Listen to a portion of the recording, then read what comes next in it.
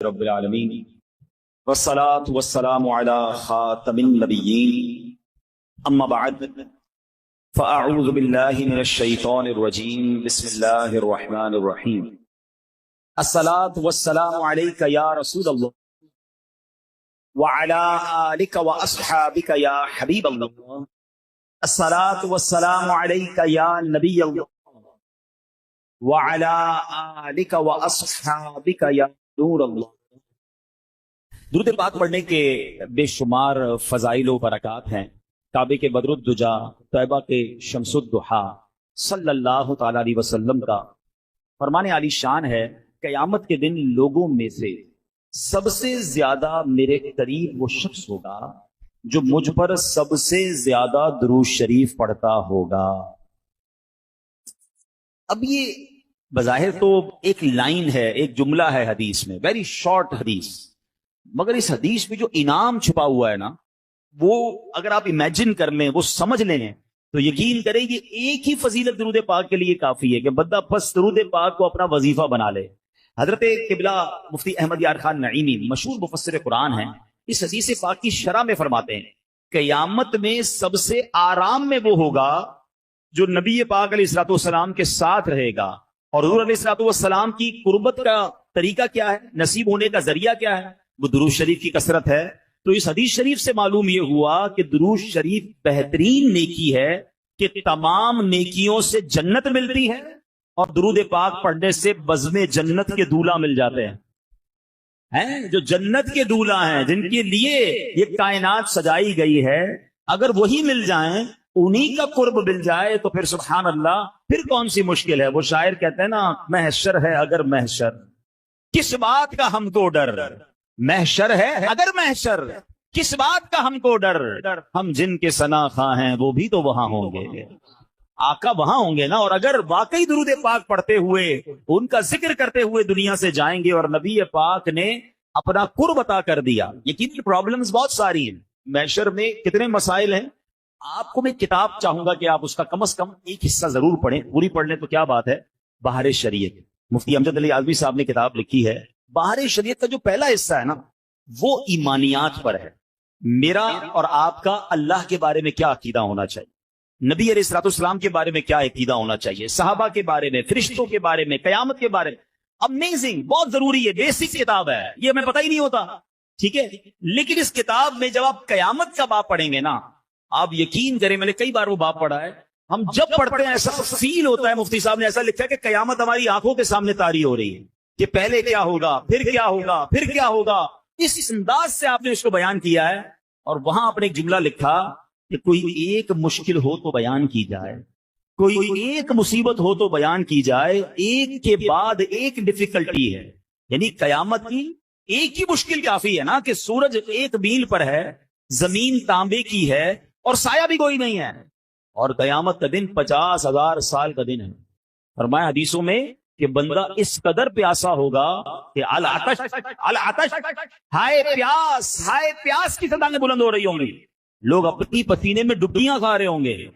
فرمایا یہ ایک ہی مشکل کافی تھی، یہی اتنی خطرناک ہے۔ مگر فرمایا صرف یہ نہیں ہے، اس گرمی کے عالم میں حساب بھی ہوگا، سوال جواب بھی ہوں گے، نامہ اعمال بھی کھولا جائے گا، پل صراط سے بھی گزارا جائے گا۔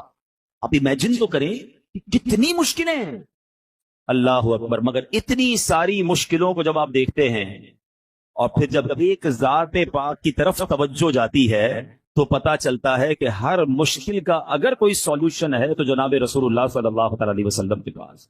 اعلیٰ حضرت لکھتے ہیں نا، سنتے ہیں کہ محشر میں صرف ان کی رسائی ہے، سنتے ہیں کہ محشر میں صرف ان کی رسائی ہے، گر ان کی رسائی ہے لو جب تو بنائی ہے، آقا کی رسائی ہے۔ اور اگر کوئی امتی آقا کے قریب ہو گیا، پیاس بہت بھاری لگنی ہے، بالکل بات ٹھیک ہے، مگر اس دن ساتھی کوثر کون ہوں گے؟ جام کوثر پلانے والا تو آقا ہی ہوں گے نا۔ اگر کوئی شخص نبی پاک کے قریب ہو جائے گا تو ہمیں بھی جام کوثر مل جائے گا، اور وہ جام کوثر ہے جس کے بارے میں حدیث پاک کے الفاظ کچھ اس طرح ہیں، شربتن ہنیئتم مریئا لا نغمع بعدہ ابدا۔ فرمایا ایسا شربت ہے، ایسا پیارا پانی ہے جو ایک بار پی لے اسے کبھی پیاس ہی نہیں لگنی ہے۔ आला हज़रत लिखते हैं ना कि ठंडा ठंडा मीठा मीठा, ठंडा ठंडा और मीठा मीठा, पीते हम हैं हम पिलाते ये है सल्लल्लाहु। यानी आप देखिए जो भी मुश्किल है, अच्छा और क्या मुश्किल है, नामा अमाल खोले जाएंगे, ऐब खुल जाएंगे, इतने गुनाह हैं सबको पता चल जाएगा, जो पर्दा ढका हुआ है वो पर्दा खुलने का अंदेशा है। मगर मेरे रजा कहते हैं कि अपने करम से हम हल्कों, अपने करम से हम हल्कों का पल्ला भारी बनाते ये मिलकर सल्लल्लाहु और रंगे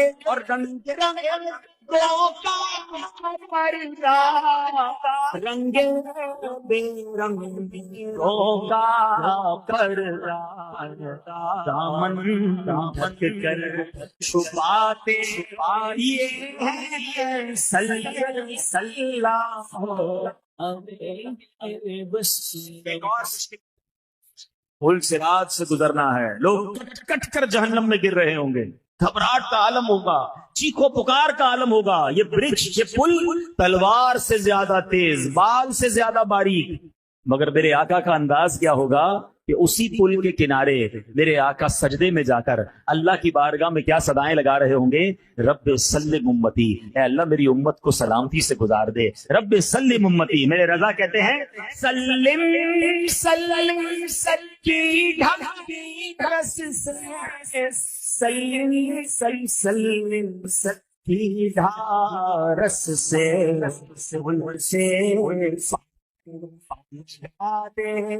ये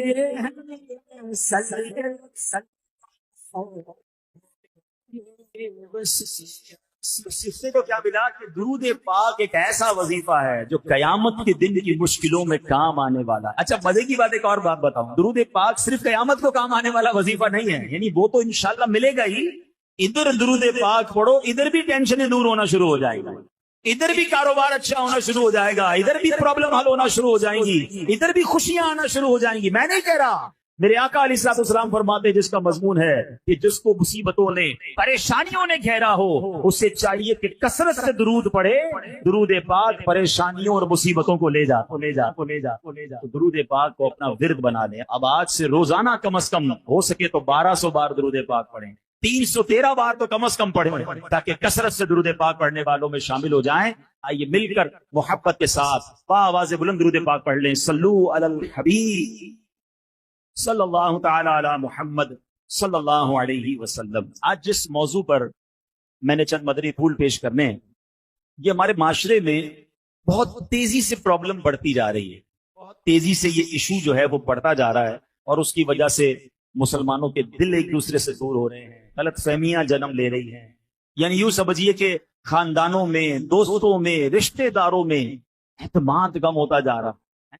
वो मामला क्या है मैं अर्ज करता हूं। पहले मैं आप लोग वाकया सुना। हजरत अबू बकर सिद्दीक रदी अल्लाह तआला अन्हु का दौर था, और हजरत उमर फारूक रदी अल्लाह तआला अन्हु एक जगह से तशरीफ ले जा रहे थे, तो रास्ते में उन्होंने देखा कि हजरत उस्मान गनी रदी अल्लाह तआला अन्हु कहीं बैठे हैं, और आप रदी अल्लाह तआला किसी सोच में गुम थे। कभी कभी ऐसा होता है ना कि आप और मैं ऐसी किसी सोच में होते हैं कि सामने से कोई गुजर जाए फिर भी पता नहीं चलती है। बाजों का बंदा हाथ हिलाता है, भाई किधर हो, मेरी तरफ तो देखो। अच्छा हम किसी को देख रहे हो तो समझ रहे मुझे देख रहा है, मगर हम उसे नहीं देख रहे होते, जहन कहीं और होता है। बंदा जब किसी गहरी सोच में होता है तो सामने क्या हो रहा है उस पर तवज्जो नहीं होती। ठीक, हजरत उस्मान गनी रदी अल्लाह तआला इसी कैफियत में थे।